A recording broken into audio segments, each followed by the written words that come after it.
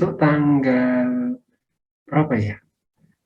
Tanggal sebentar, 15 dan 29 ya, itu libur.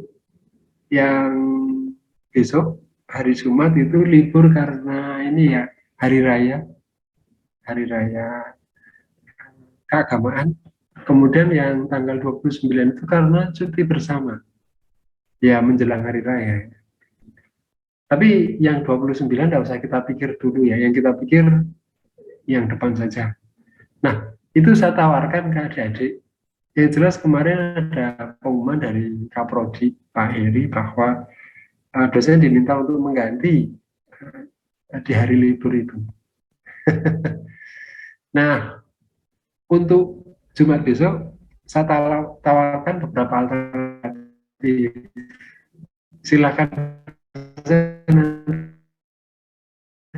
didiskusikan ya. Menginginkan besok ada, nggak masalah. Buat saya nggak masalah. Tapi juga mungkin nanti kasihan ya teman-teman yang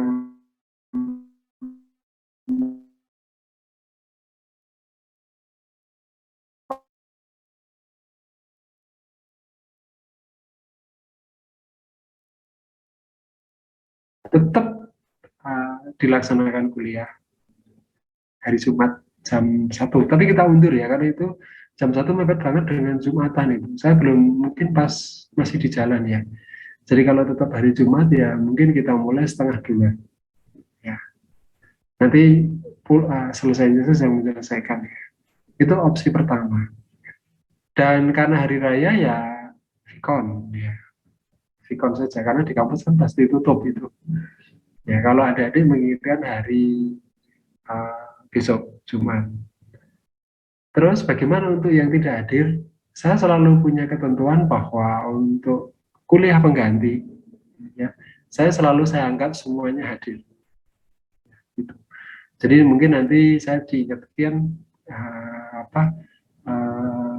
kalau ada yang memilih hari itu, ya nanti saya rekam. Nah, jadi yang tidak ikut bisa ikut mengikuti dari rekaman ya.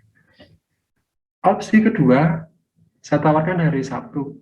Ya, kalau bisa sih pagi ya. Kalau ada adik mau. Jam 8 oke, jam 9 pun saya oke.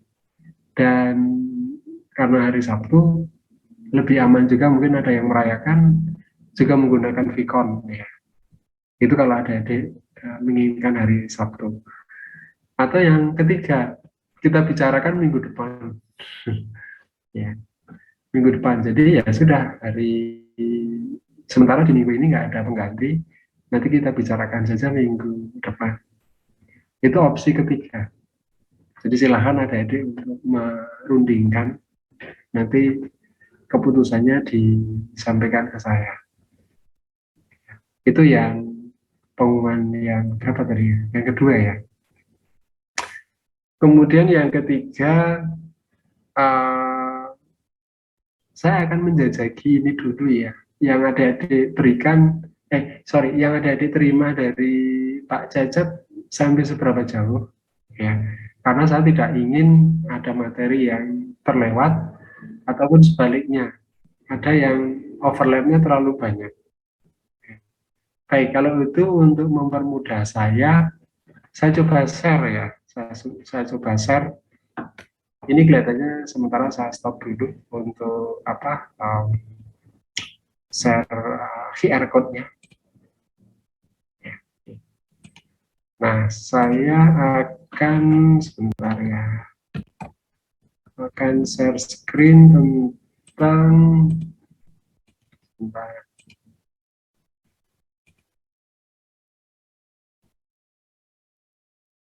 Oke.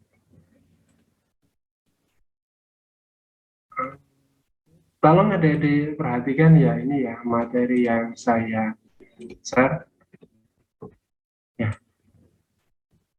Jadi ini adalah materi yang sebenarnya materinya sama ya, kelas ABC. Intinya itu kan kita meneruskan dari materi yang sudah dibuat oleh tim teaching terdahulu. Jadi tim teaching terdahulu itu ada Bu Leni, Bu Yuli, Bu Dwi, iya kalau nggak salah. Kemudian dilanjut dengan saya, Pak Basit, dan sekarang dilanjut dengan ada Pak Cacat. Jadi yang konstan adalah Bu Dwi, ya, dan materinya sama ya. Jadi ini ada dilihat, ini kebetulan saya masukkan di kelas saya, yang kelas A, ya, yang apa minggu pertama sampai UTS saya pegang ya. Nah ini yang pertama ini tentang RPKPS, saya jelaskan dulu di pictures materi kita, kemudian pendahuluan, kemudian sistem koordinat kartesi, kartesi ya, 2D, 3D, kemudian polar 2D, 3D, raster, kemudian bagaimana kita melakukan transformasi antar sistem koordinat. Oh ini saya besarkan ya, kelihatannya mungkin kekecilan ada. Ya. Ya. Jadi yang pertama tadi silabus, kemudian pendahuluan, kemudian kartesi 2D, 3D, polar 2D, 3D, kemudian raster, kemudian transformasi antar sistem koordinat 2D, ya. Kemudian bagaimana mengkonversi dari polar ke kartesik dan sebaliknya. Nah, kemudian sistem referensi koordinat. Nah, sistem koordinat topocentrik, kemudian transformasi atau konversi antar sistem koordinat 3D. Ya. Dan ini pemutakhiran contohnya ya, aplikasi dari konversi antar sistem koordinat 3D ini adalah ini paper tentang pemutakhiran SRGI yang ada di Indonesia, kemudian review, kemudian ada juga latihan, ya. Kemudian hubungan sistem koordinat kartesi dengan polar, dan transformasi koordinat. Nah, kemarin saya sempat ini sedikit ya. Nah, tapi kemarin UTS-nya kan hanya sampai di sini ya, di nomor 14. Ya, jadi yang di kelas saya sebenarnya sudah sampai ke ini, baru masuk ya. Tapi saya ulang lagi untuk UTS-nya kan nggak sampai di sini ya. Kalau nggak salah hanya sampai di sini. Nah ini. Jadi yang saya biru ini ya, dari nomor 1 sampai nomor ke 14. Itu yang kemarin dicakup oleh materi UTS.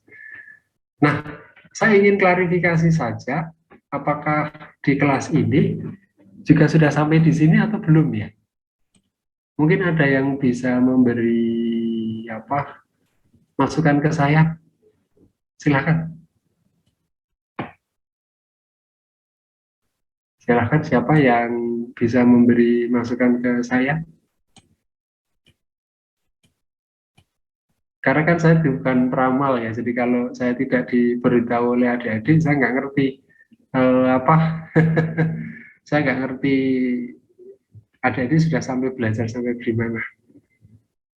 Ada? Halo, silahkan. Salah seorang sampai di mana materinya? Atau perlu saya apa? Saya tanya satu ya. Oke, coba Anisha Madina bisa copy? Anisha Madina. Ya, Pak. Oke.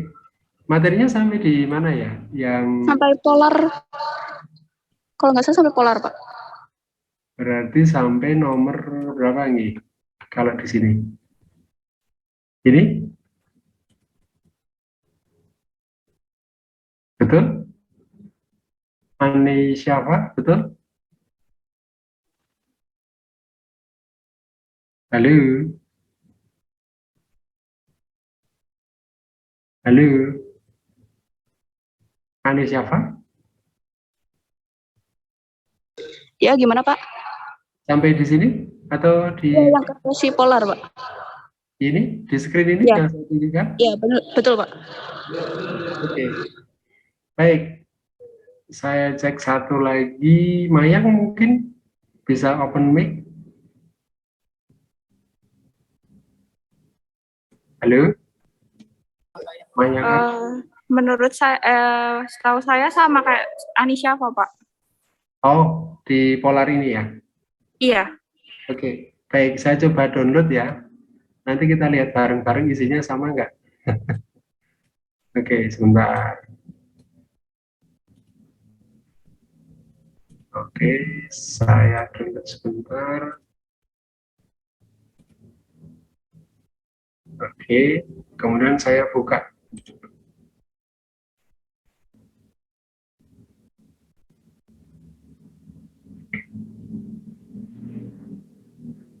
Oke, kemudian saya pindah screen ya.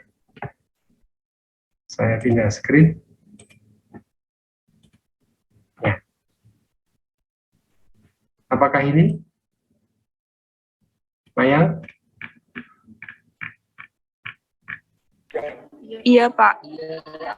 Oh, sudah ya. Berarti sudah sampai di sini ya.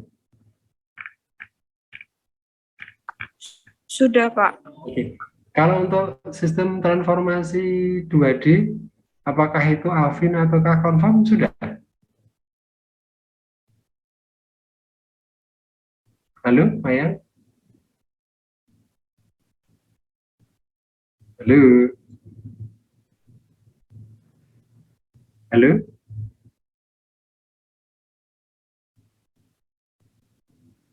Maya, bisa copy saya? Sepertinya belum, Pak. Oh, oke. Ya, baik. Baik, jika demikian, karena ini sudah dibahas, saya akan lanjutkan ke transformasi koordinat ya. Oke, saya share screen. Kalau begitu saya buka dulu. Oke. Oke, berarti saya minggu ke-8 ini.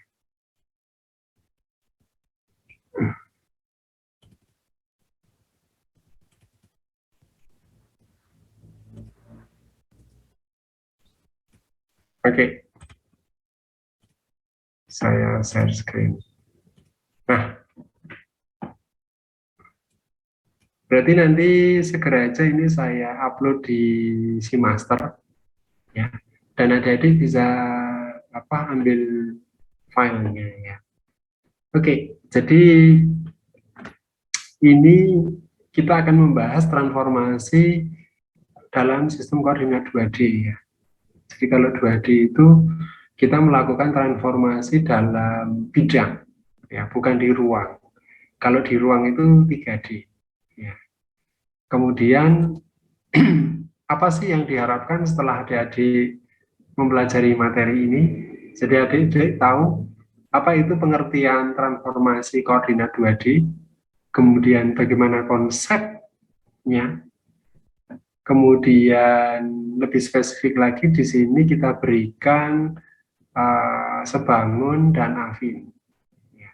Tapi sebenarnya nanti adik-adik akan menemukan banyak metode untuk melakukan transformasi 2D.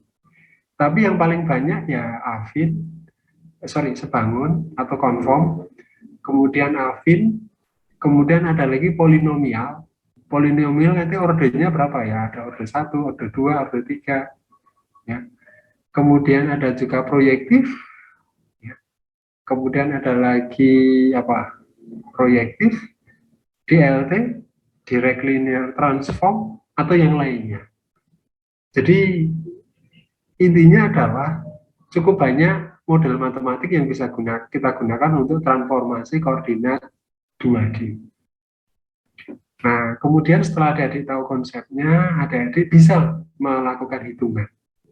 Dan yang terakhir adalah tahu penerapannya di mana. Jadi ini nanti digunakan untuk apa? Satu hal yang mungkin perlu saya ingatkan ya, dan ini di beberapa kelas sebelumnya sudah saya berikan, saya nggak tahu di kelas ini mungkin ada yang pernah ikut kuliah saya ya, saya nggak hafal, tapi mungkin saya perlu garis bawahi dan saya ulang. Ya. Jadi intinya kalau ada adik belajar teori, ya, termasuk ini kan teori ini, nuansa teorinya itu sangat kental. Ya. Selalu saya tekankan untuk adik-adik berpikir bagaimana ini penerapannya, gunanya untuk apa, terutama di bidang geodesis, geometrik, dan sekitarnya. Ya. Jadi, jangan sampai adik-adik mempelajari materi susah-susah, tapi adik-adik nggak ngerti kegunaannya, nggak ngerti penerapannya. Ya, buat saya itu belum bagus. Ya. Kalau kita mau tuntas, ya harus tahu kenapa saya mempelajari ini. Ya, pengetahuan itu tidak cukup hanya kita pahami, kita ngerti, tapi harus juga bagaimana penerapannya. Ya, itu kunci pertama. Kemudian kunci kedua, kalau ada adik belajar praktikum, kan itu lebih banyak skill ya, memproses sesuatu, mengolah, bahkan mungkin nanti ditambah menganalisis atau mengevaluasi gitu ya. Itu kan nuansa motoriknya kan sangat kental. Adik-adik harus berpikir, bagaimana ini bisa terjadi? Teorinya gimana? Jadi adik-adik bisa melingkar. Jadi jangan sampai adik-adik itu kalau praktikum hanya sebagai operator, just as operator. No, itu bukan level adik-adik. Bukan level S1. Kalau seperti itu di SMP, SMA, SMK selesai. Tapi bagaimana kalau nanti ada problem? Bagaimana kalau nanti melakukan troubleshooting? Bagaimana kalau mau mengembangkan? Ya, berarti kembali lagi teori. Ya. Jadi itu selalu ya. Nah, kembali ke sini, adik-adik belajar teori, jadi harus tahu penerapannya. Nah, adik-adik misalnya belajar transformasi, sebangun, dan afin, atau yang lainnya, harus tahu digunakan untuk apa saja. Ya mungkin tidak tuntas, it's okay, tapi adik-adik harus tahu. Ya. Kalau saya nggak mau belajar sesuatu yang saya nggak tahu manfaatnya, harus tahu. Ya. Kira-kira itu prinsip yang perlu saya tegaskan ke adik-adik. Nah, kembali lagi ke sini, ya masih di transformasi ini, ya sebangun dan afin ini. Nanti sebenarnya adik-adik akan menemukan persamaan yang linier dan non-linier. Lebih mudah mana? Ya, yang linier. Oke. Nah, bagaimana kalau persamaan itu tidak linier? Ya, adik-adik dilakukan linierisasi. Caranya apa? Adik-adik kan sudah belajar hitung kuadrat terkecil, kan? Nah, adik-adik dilakukan linierisasi menggunakan daerah Taylor. Kan masih ingat kan? Kelihatannya sekarang baru jalan ya dalam barengan. Nah, sehingga persamaan itu nanti harus adik-adik linierisasikan. Oke, setelah dilakukan linierisasi, dilakukan apa? Ya, disusun dalam format metrik. Makanya nanti adik-adik akan dapatkan persamaan normal. Nah, kalau sudah jadi persamaan metrik, persamaan normal, adik-adik kan perlu menyelesaikan metrik itu. Itulah nanti dilakukan proses komputasi di metrik. Dalam hal ini adik-adik nanti melakukan proses hitungan iterasi. Kenapa? Ya karena tadi persamanya tidak linear. Dan itu pelajarannya ada di hitung kuadrat terkecil. Hitung kuadrat terkecil kan ada 3 metode, tak? Apa? Standar 1, standar 2, sama kombinasi ya. Metode parameter, metode kondisi, sama satu lagi. Nah, kebanyakan sih kalau di bidang kita ya, kebanyakan sih menggunakan metode parameter, termasuk di sini. Jadi nanti adik-adik nanti menggunakan standar kedua ya, hitung dengan kuadrat terkecil metode parameter. Baik, sampai di sini ada yang akan ditanyakan? Ya, jadi tujuan pembelajaran ini harus adik-adik kuasai. Nah, nanti sebenarnya saya sudah merencanakan ya hari Jumat itu kita tetap muka di kelas, sehingga saya bisa membuat orek-orekan di papan tulis, kita tulis bareng-bareng gitu, kemudian nanti kita turunkan bareng-bareng dan dicorong.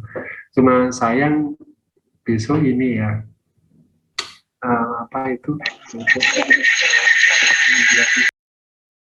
cuma sayang besok ini ya libur ya. Jadi untuk besok adik-adik ya itu tadi saya tunggu keputusannya ya untuk pengganti kuliah yang besok. Saya ulang, yang pertama tetap tapi Vicon mulai jam berapa? 1:30 ya. Kemudian yang kedua kita geser aja hari Sabtu juga Vicon karena hari Sabtu. Silakan aja adik-adik yang menentukan waktunya. Saya sih prefernya kalau adik-adik memilih Sabtu ya jam 8 atau jam 9. Tapi kalau adik-adik di luar itu juga asal tidak sore ya. Saya bisa. Atau ya sudah, alternatif ketiga kita bicarakan di minggu depan ya kalau adik-adik belum bisa memutuskan. Ya. Tapi ya dengan kelas kita luar biasa sulit itu nanti cari. Ya udahlah nanti kita pikirkan aja minggu depan kalau adik-adik memilih yang opsi ketiga ya. Dan satu lagi, kalau saya sudah memutuskan ada kuliah pengganti, kan tidak sesuai dengan jadwal ya. Dan bisa jadi adik-adik sudah berbenturan dengan acara lain. Makanya selalu saya asumsikan semua mahasiswa hadir. Kalau saya geser jam yang tidak sesuai alokasinya ya. Alokasinya kan hari Kamis sore dan Jumat siang ya. Nah di luar itu ya karena saya ganti ya saya anggap mahasiswa hadir semua. Oke, itu sebagai ini ya. Mungkin dari sini ada yang akan ditanyakan? Ya, baik. Saya ingin menyampaikan sesuatu ya. Saya tergeliti untuk menyampaikan sesuatu. Kemarin itu ada postingan di grup dosen ya. Mahasiswa kita itu kok kalau ditanya nggak mau itu ya, nggak mau responsif menjawabnya. Nah, ada beberapa versi jawaban. Ada bapak dosen yang bilang, oh mahasiswa kita sudah pintar-pintar. Jadi begitu dijelaskan dosen sudah ngerti. Jadi ya kalau sudah ngerti ya ngapain tanya, kan gitu ya. Oke, itu bisa jadi seperti itu, gitu ya. Tapi ada juga beberapa kesimpulan yang agak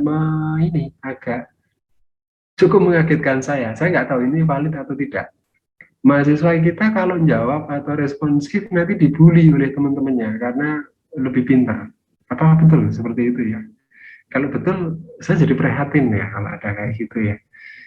Lah, ngapain harus dibully gitu ya? Seseorang itu menyampaikan pendapatnya kan ya justru bagus kan dalam koridor yang benar kan? Ya. Kenapa harus dibully gitu ya? Atau yang ketiga, mahasiswa malu kalau salah loh. Kenapa harus malu? Ya, ya kalau memang nggak ngerti kenapa nggak tanya? Ya, daripada kita nggak ngerti sampai ujian sampai nanti ya mendingan tanya ya. Jadi menurut saya sih kayak gitu itu harus dihilangkan ya. Kalau benar ya.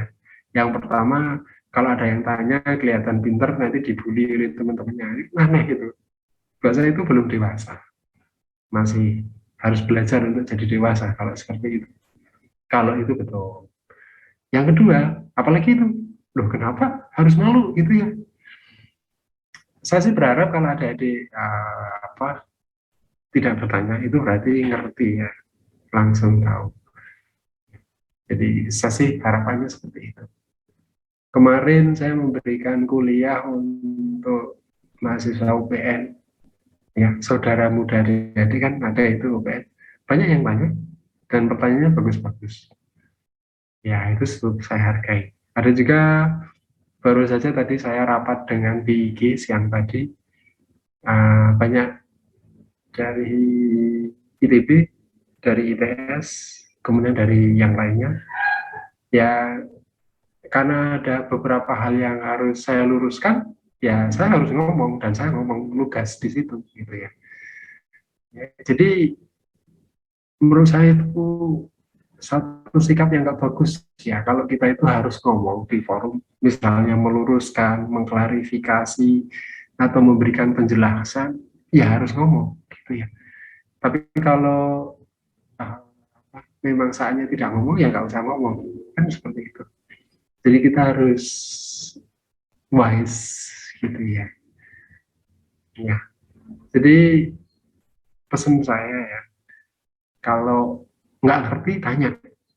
Kalau apa tadi ada temennya yang tanya yang ngapain harus kita bully gitu ya.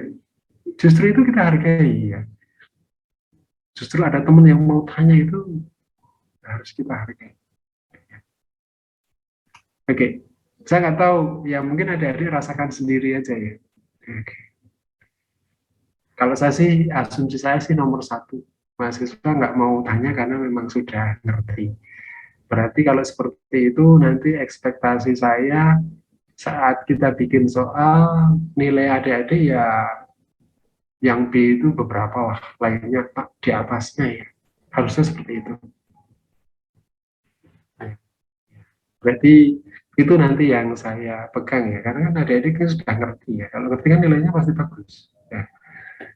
Mau bentuk si tipe soal apapun kan mesti bisa ngerjakan. Oke, baik.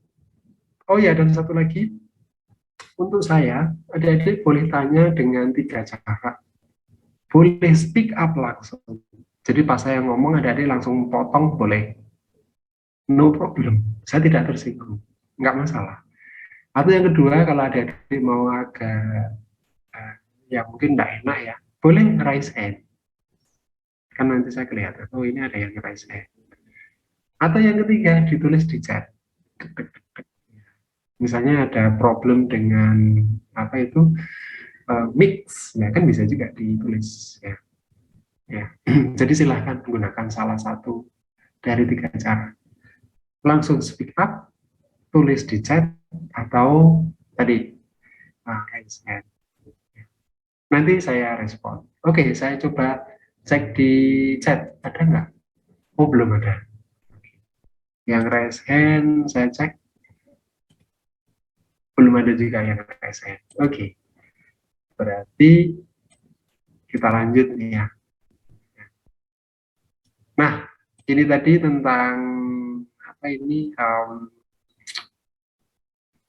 harapan uh, yang perlu adik-adik nanti kuasai untuk materi transformasi koordinat 2D ini.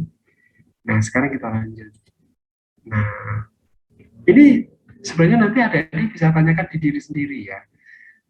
Apakah transformasi sistem koordinat 2D itu, nah, kira-kira adik-adik bisa jawab nggak? Nah, oh, bisa jawab, berarti bisa. Bagaimana tahapannya?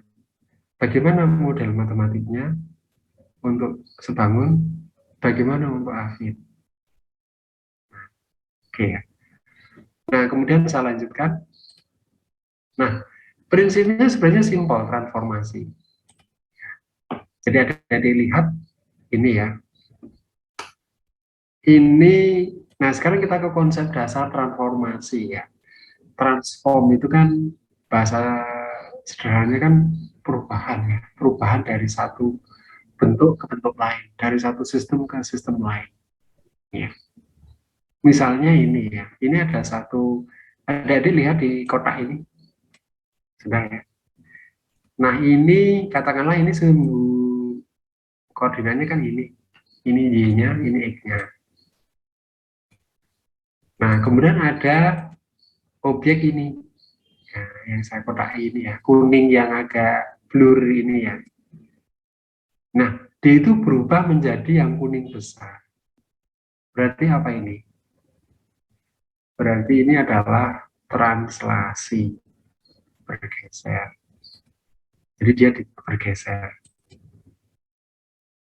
Kemudian yang kedua, yang ini. Ya, dari lihat yang ini. Itu dari bentuk ini. Ternyata dia berputar. Tapi ini agak keliru ya. Harusnya kalau berputar kan sumbunya tetap. Tapi ini Ya, asumsikan aja ini dengan ini berimpit ya, terus ini berputar. Jadi ini adalah rotasi. Kemudian yang ini, itu dari ini, ya, dari ini, menjadi ini. Tapi ini sebenarnya juga gambarnya agak keliru ya. Gambarnya harusnya hanya membesar atau membesar atau mengecil. Tapi kalau ini sebenarnya ya ini membesar dan sekaligus bergeser. Ya. Ini juga kalau ini lengkapnya dengan gambar yang ini ya, itu terjadi rotasi sekaligus bergeser. Nah, tapi intinya yang ingin saya sampaikan ke adik-adik, dari bentuk fisis ini sebenarnya ini adalah satu fenomena translasi. Yang ini satu fenomena rotasi, kemudian ini scaling atau pembesaran atau pengecilan. Mungkin bahasa generalnya scaling ya, scaling bisa lebih besar atau lebih kecil, kan begitu. Nah, bagaimana fenomena transformasi itu? Nah, nanti kalau kita belajar di sini sebenarnya kita bisa nemukan ini ya. Jadi ada satu sistem koordinat atau koordinat ya, itu dia bergeser saja atau berotasi saja atau membesar saja scaling atau kombinasi di antaranya.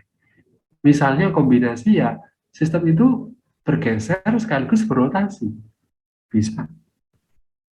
Bergeser sekaligus membesar. Juga bisa. Atau sebaliknya, dia berotasi, ya bisa. Atau kombinasi ketiga-tiganya. Ya bergeser, translasi, ya rotasi, ya membesar. Jadi itu konsep dasarnya. Nah, ada pertanyaan? Nah, sekarang setelah kita lihat fenomena fisiknya ini, terus bagaimana sih ini model matematiknya? Kan itu ya, kan harus bisa diselesaikan. Ya, model matematiknya itu seperti apa? Ya, jadi begini ya, kalau mungkin perlu saya sampaikan ya, biasanya begini ya, makanya kan sebenarnya ini sedikit di luar kuliah ya. Sebenarnya yang penting kalau kita di bidang eksak, yang pertama itu adik-adik harus tahu model fisiknya dulu, apapun itu, termasuk di bidang geodesi geometrik.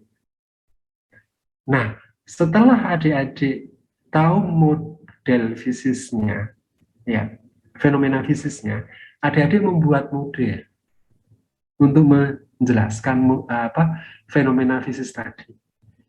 Nah, bagaimana menjelaskan model dan membuat model tadi? Kan kita belajar basic science ya. Kita terakreditasi ABET, terakreditasi IAB, itu basic science-nya ya harus kita kuasai. Basic science-nya apa? Ya matematik, fisika, kalau kimia nggak kita pakai ya, sama biologi. Biologi juga nggak kita pakai. Terutama matematika fisika. Nah, itu bidang kita. Nah, kalau sudah bisa membuat model, baru bisa kita selesaikan. Makanya itulah adik-adik diajari di semester-semester awal itu basic science. Karena itu tadi adik-adik paham fenomenanya dan bisa mendeskripsikan fenomena dan membuat modelnya. Harapannya itu. Nah, setelah bisa membuat model, adik-adik bisa menyelesaikan dan merekayasa dan mendesain. Sebenarnya itu ya, dalam konteks bidang kita. Baik, sampai di sini ada pertanyaan? Halo. Jadi jangan sampai adik-adik membuat bingung ya.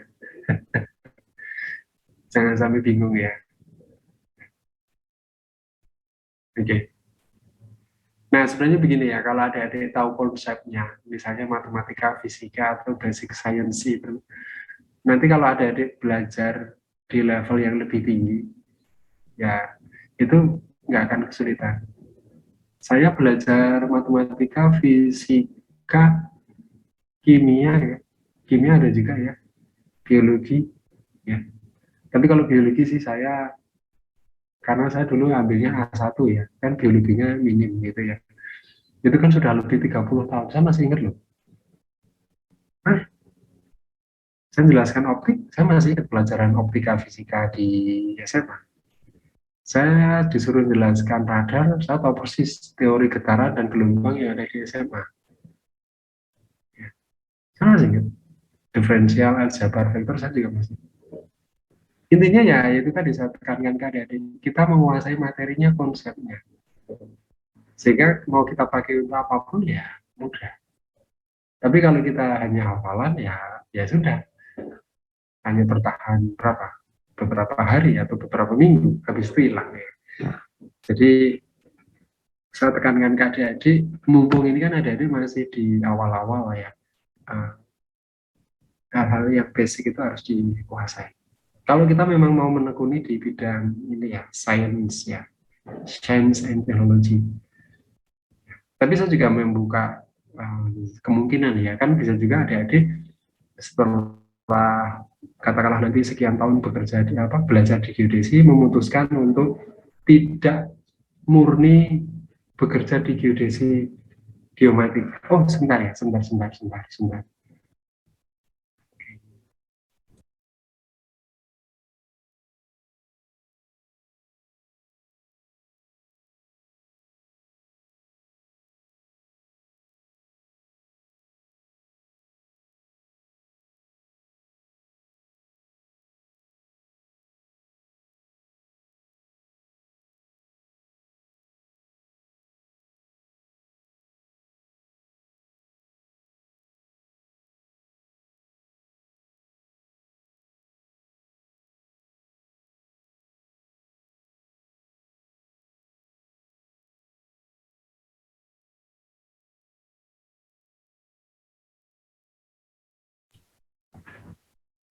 Oke, tadi ada tamu. Baik, saya lanjutkan. Jadi intinya basic science itu harus adik-adik kuasai.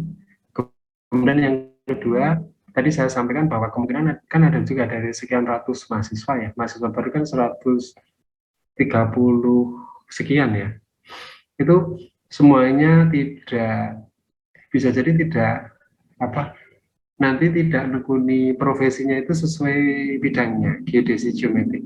Ya mungkin ada kaitannya tapi tidak murni geodesi geometrik. Buat saya sih oke saja. It's okay. Yang penting adalah kalau saya boleh pesan, saat adik-adik memilih karir, itu adik-adik happy menjalaninya. Ya. Ada alumni kita yang setelah lulus, dia berkarir di bank, malah jadi manajer top di satu bank. Saya nggak usah nyebutin. Ya nggak apa-apa. Ya dia happy di situ. Ya. Dan dia menggunakan pengetahuan dia tentang analisis data, kemudian statistik kan dapat di geodesi, kemudian manajemen dia pakai di situ, ya nggak masalah. Ya, ada juga, dan ini cukup banyak ya alumni kita yang bekerja malah lebih banyak menekuni hukum pertanahan. Kenapa? Karena dia bekerja di BPN, di DPTR, ya nggak masalah. Jadi mungkin bidang murni geodesi geometrik yang dipelajari sedikit, tapi dia lebih banyak ke aspek law-nya. Ya selama dia happy di situ nggak masalah. Tapi ada juga alumni kita yang betul-betul bekerja ya di bidang geodesi, dirikan perusahaan survei, merekrut banyak orang, beli instrumen banyak, jadi perusahaan besar. Ya ada, jadi bisa lihat di Jakarta banyak alumni kita yang punya perusahaan besar-besar ya. Seperti itu.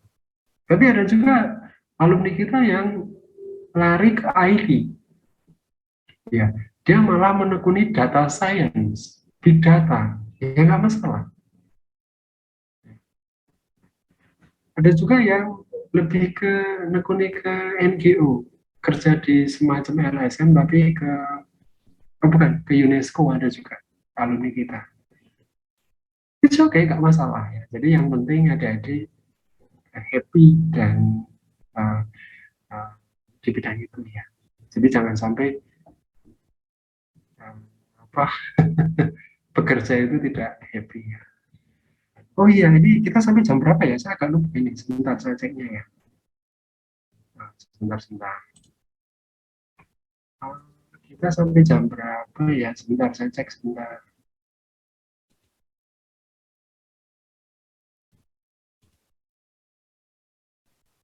Oke, sebentar saya cek.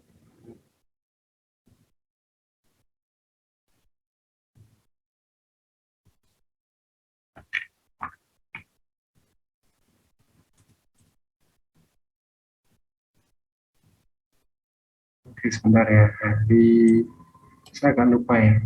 Oh, 16.20. Aduh, sudah habis ya. Oke.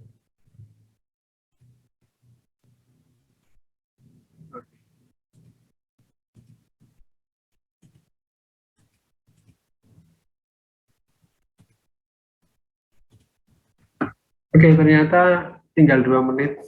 Ya, sudah. Baik, ada pertanyaan? Ternyata waktunya tinggal 2 menit. Ya, mungkin ada pertanyaan. Kalau ada, saya stop screen ya. Jadi ini transformasi ya. Kemudian saya lanjutkan setengah detik, setengah menit aja ya. Jadi ini nanti yang akan kita pelajari ya. Nah, ini kita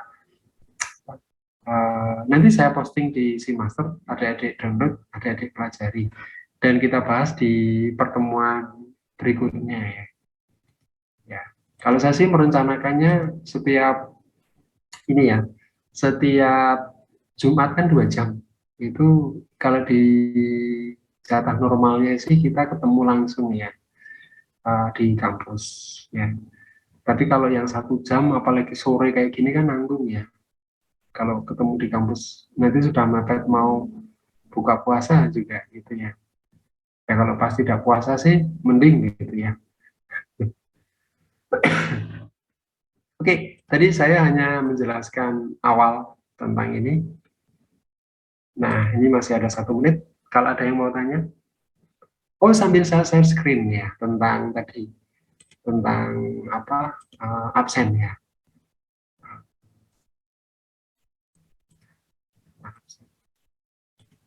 Ya, masih ada 1 menit.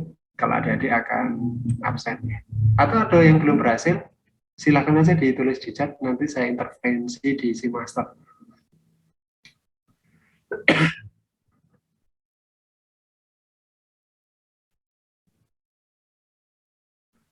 Oh, oke, kelihatannya juga sudah semuanya ya. Oke, baik adik-adik semua, kelihatannya ada yang mau tanya? Saya coba saya cek lagi. Oh, oke, kelihatannya nggak ada yang ini ya, nggak ada yang. Sebelumnya, kalau izin pertanyaan terkait kuliah tambahan boleh tidak, Pak? Gimana? Silakan, boleh. Kak, untuk konfirmasi maksimalnya kapan, Pak? Hari ini atau besok? Gitu? Yang apa ya? Kalau semisal mau Jumat atau Sabtu nih, Pak? Oh, boleh. Ya, boleh besok lah, nggak apa-apa. Tapi besok sudah Jumat ya? Iya, Kalau Pak, besok ada Jumat, Pak. Jumat pagi ya, karena kan saya harus siap-siap. Ya mungkin sebelum sebelum jam 10 ya, saya tunggu. Nanti bisa WA ke saya. Oh, oke, siap, Pak, kalau gitu. Makasih banyak ya, Pak. Ya, jadi silakan aja nanti dibicarakan. Kelihatannya ada punya grup ya, silakan aja nanti. Tapi yang jelas apapun pilihan adik-adik ya saya menyesuaikan saja. Saya nggak suka saya menentukan sendiri, nggak menggeser waktu sendiri. Kemudian saya mewajibkan mahasiswa harus datang. Kalau tidak datang, saya anggap apa tidak ikut kuliah. Saya ping kehadirannya gitu ya, nggak sangat mau. Ya kenapa? Karena itu kan bukan di luar Jawa. Kalau di luar Jawa saya masih paham ya. Tapi kalau dosen menentukan sepihak tanpa konfirmasi ke mahasiswa, ya itu menurut saya tidak pas. Kenapa? Karena kalau saya jadi mahasiswa, saya nggak suka diperlakukan seperti itu. Ya kalau geser ya harusnya janjian dengan mahasiswa. sama-sama sepakat. Kalau geser, oh oke, sepakat harinya, waktunya, metodenya. Dan itu pun kalau sepakat, ya itu kan tidak mungkin bulat 100 semua ya. Ya sudah, yang nggak ikut saya anggap hadir saja karena itu kan di luar ini ya, di luar jadwal yang seharusnya. Kalau saya sih seperti itu. Tapi ya saya nggak tahu Bapak Ibu lain. Ya adik-adik tahu sendirilah. Oke, satu saja pertanyaan. Aduh, ya sudah. Oke, baik adik-adik semua, karena waktu juga yang membatasi kita dan ini mungkin sebentar lagi kan adik-adik harus cari makan ya. Kan kasihan kalau nggak kebagian, terutama ya kelas. Baik, kita akhiri demikian, kita tutup, kita jumpa lagi setelah ada konfirmasi dari adik-adik. Tapi kalau tidak ada konfirmasi ya nggak apa-apa ya, nanti kita masuk lagi hari Kamis ya, yang itu kan sudah pasti. Ya, tapi yang jelas Pak Kaprodi mengumumkan yang kosong-kosong harus ada penggantinya. Ya mungkin itu karena kaitannya dengan jaminan mutu juga. Saya juga paham itu. Baik, saya akhiri. Assalamualaikum warahmatullahi wabarakatuh. Waalaikumsalam. Waalaikumsalam. Terima kasih, Pak. Waalaikumsalam warahmatullahi wabarakatuh. Terima kasih, Pak. Ya. Terima kasih.